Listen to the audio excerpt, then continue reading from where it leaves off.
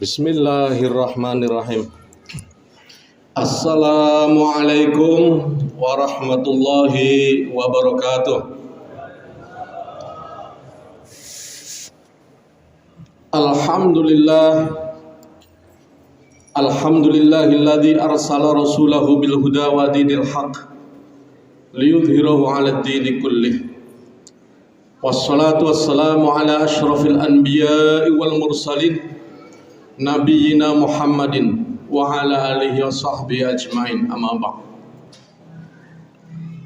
Qala Allah ta'ala fil Qur'anil Karim, a'udzu billahi minasy syaithanir rajim. Ya ayyuhalladzina amanu kutiba 'alaikumus syiyamu kama kutiba 'alal ladzina min qablikum la'allakum tattaqun. Shadaqallahul 'azim. Yang kami muliakan para sepuh, tokoh agama, tokoh masyarakat di lingkungan Masjid Akbar, sekaligus kami mohon izin berdiri di depan. Imam masjid, para pengurus masjid, adik-adik remaja masjid, ibu-ibu anggota majelis taklim, hadirin hadirat jamaah salat tarawih dan isya malam hari ini, yang insya Allah kita semua berharap, berdoa mudah-mudahan selalu diberi kekuatan iman, kesehatan, sehingga bisa menjalankan ibadah puasa kita di dalam bulan suci ini maupun ibadah-ibadah lainnya dengan penuh keikhlasan, dengan penuh kekuatan hingga selesai tuntas sampai akhir Ramadan dan mendapatkan apa yang seperti disampaikan oleh Rasulullah, bahwa insya Allah kita semua dosa-dosanya akan diampuni. Amin ya rabbal alamin. Bapak Ibu sekalian, alhamdulillah tidak terasa, tahu-tahu sudah Ramadan, tinggal mungkin masuk 10 hari ketiga ya, 10 hari terakhir, sekitar antara 9 atau 10 hari lagi. Ini mungkin saya bilang tidak terasa karena malam Pak ya, siang terasa ya. Ya, ada sikap yang akan kita rasakan di akhir-akhir Ramadan ini, itu masing-masing mungkin berbeda satu sama lain. Mungkin ada yang menyikapi gembira karena tidak lama lagi akan berakhir dan kewajiban kita juga kita bisa laksanakan. Tapi mungkin juga ada yang justru merasa sedih, sebagaimana sikap sedih ketika Ramadan itu makin hari makin mau berakhir, itu selalu diperlihatkan oleh para sahabat Rasulullah, begitu juga para salafus soleh, orang-orang soleh terdahulu. Bahkan ada salah seorang sahabat sampai-sampai sudah tiba Idul Fitri, hari raya, itu kan pada umumnya orang bergembira, dia masih sedih Pak. Ada yang bertanya, apa gerangan yang membuatmu sedih wahai sahabat? Justru sahabat ini bersedih, dia khawatir, dia cemaskan, kenapa ini Ramadan cepat berlalu, dan apakah ibadah saya di dalam bulan Ramadan yang baru saja berlalu ini diterima oleh Allah atau tidak. Jadi dia pengennya dia itu Ramadan terus menerus. Dan memang benar Bapak Ibu sekalian, ketika kita tahu berkahnya Ramadan, di mana di dalam bulan Ramadan banyak sekali Allah turunkan keberkahan, Allah turunkan rahmat, Allah turunkan maghfirah, berbeda dengan bulan-bulan lainnya, maka wajarlah kalau ada di antara sahabat-sahabat Nabi yang justru merasa sedih ketika Ramadan ini mau berakhir. Ya sebab kalau kita begitu selesai terus gembira, kekhawatiran kita adalah ibadah yang kita lakukan seolah-olah hanya menunaikan tugas saja, kewajiban saja. Begitu kewajiban selesai, merdeka. Artinya tidak begitu membekas di dalam hati kita. Ini yang perlu kita khawatirkan. Ramadan juga begitu sangat luar biasa memperlakukan kita, Bapak Ibu sekalian. Setidaknya ada perlakuan Ramadan kepada kita, umat Islam yang menjalani ibadah puasa dan ibadah-ibadah lainnya. Di antaranya adalah yang pertama, bahwa kita ditatap oleh Allah. Kita dipandang oleh Allah. Apa hebatnya kalau kita dipandang oleh Allah? Itu ternyata siapa yang pernah dipandang oleh Allah, ditatap oleh Allah, diharamkan baginya masuk neraka. Itulah sebabnya kenapa dalam salah satu hadis qudsi Allah menyatakan as-saumu li, bahwa puasa itu adalah untukku dan akulah yang akan memberikan pahalanya secara khusus kepada orang-orang berpuasa.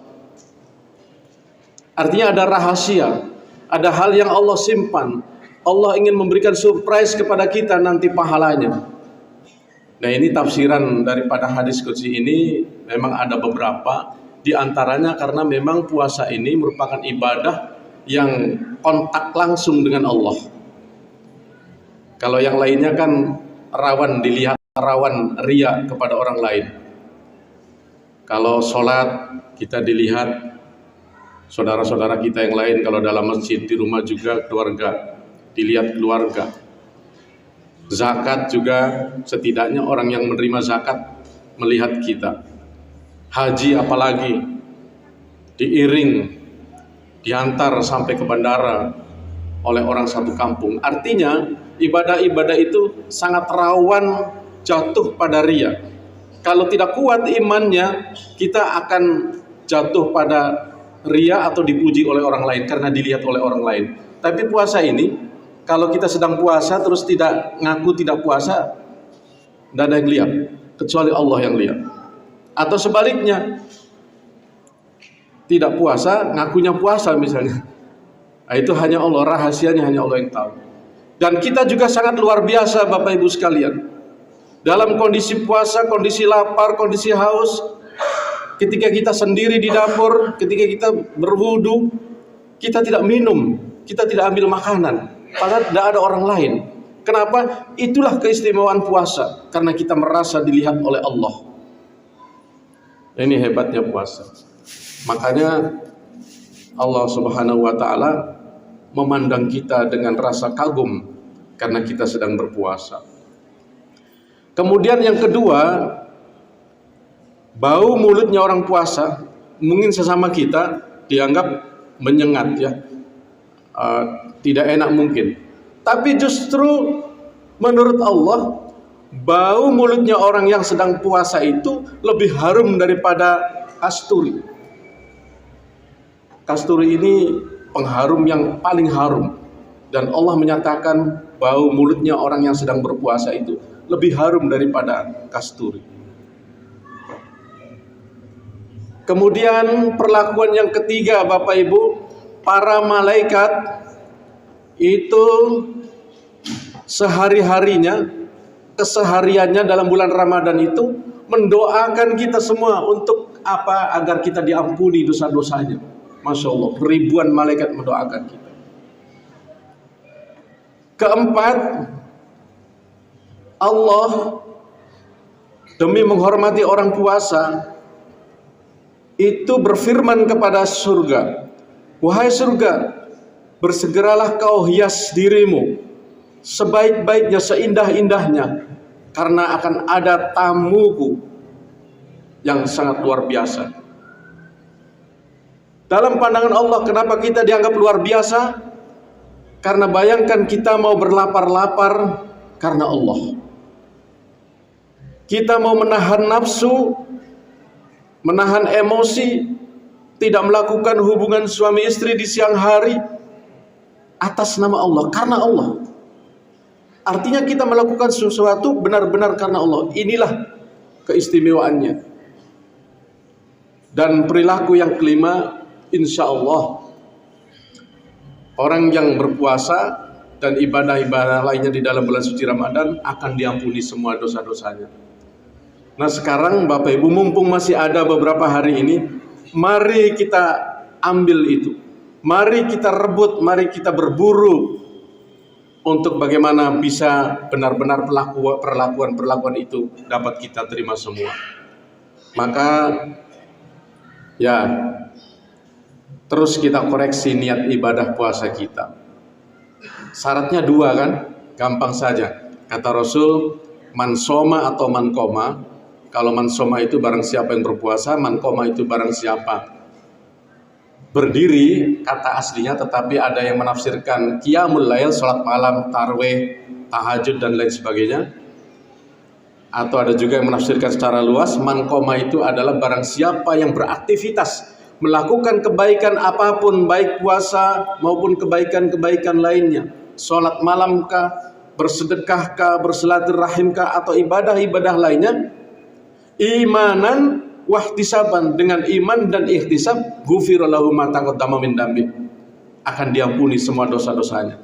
Jadi syarat pertama, kuatkan iman kita, perbaiki niat kita, hanya memang semata-mata karena Allah Subhanahu wa Ta'ala. Sebab kalau niat bukan karena Allah, tidak akan sampai kepada Allah.